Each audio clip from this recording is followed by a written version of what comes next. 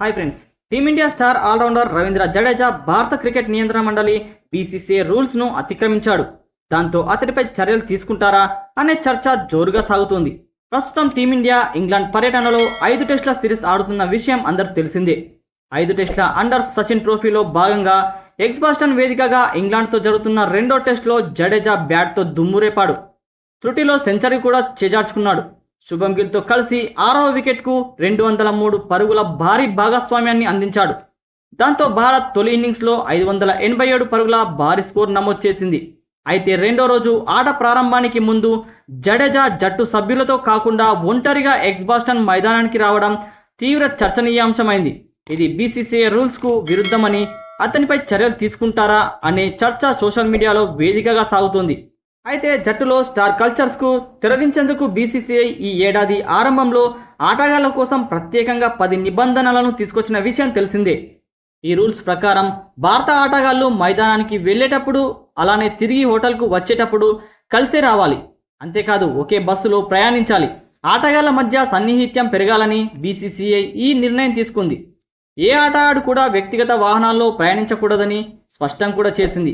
అయితే రెండో రోజు ఆటలో మెరుగ్గా బ్యాటింగ్ చేయాలనే ఉద్దేశంతోనే జడేజా అందరికన్నా ముందే వచ్చి నెట్స్లో ప్రాక్టీస్ చేశాడు. మ్యాచ్ ప్రారంభానికి ముందు బౌలర్లను ఎదుర్కొనేందుకు టీం మేనేజ్మెంట్ అనుమతితోనే జడేజా స్టేడియానికి ఒంటరిగా వచ్చినట్లు తెలుస్తోంది. ఈ క్రమంలోనే అతనిపై బీసీసీఐ ఎలాంటి చర్యలు తీసుకునే అవకాశం కూడా లేదట. అయితే రెండో రోజు ఆట అనంతరం మీడియాతో మాట్లాడిన జడేజా రూల్స్ అతిక్రమించడంపై స్పందించాడు.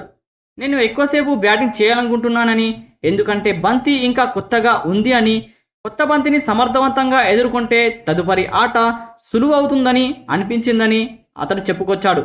అదృష్టవశాత్తు నేను లంచ్ బ్రేక్ వరకు బ్యాటింగ్ చేశానని, ఆ తర్వాత వాషింగ్టన్ సుందర్, శుభం గిల్తో కలిసి అద్భుతమైన బ్యాటింగ్ చేశానని, ఇంగ్లాండ్ కండిషన్లో ఎంత ఎక్కువ బ్యాటింగ్ చేస్తే అంత మంచిదని, ఎందుకంటే ఇంగ్లాండ్ పిచ్లో ఎప్పుడు ఏం జరుగుతుందో చెప్పలేమని, ఏ క్షణంలోనైనా బంతి స్ప్రింగ్ అయ్యి బ్యాట్స్ ఎగ్స్ తీసుకోవచ్చని, లేదా బౌల్ కూడా కావచ్చని చెప్పుకొచ్చాడు.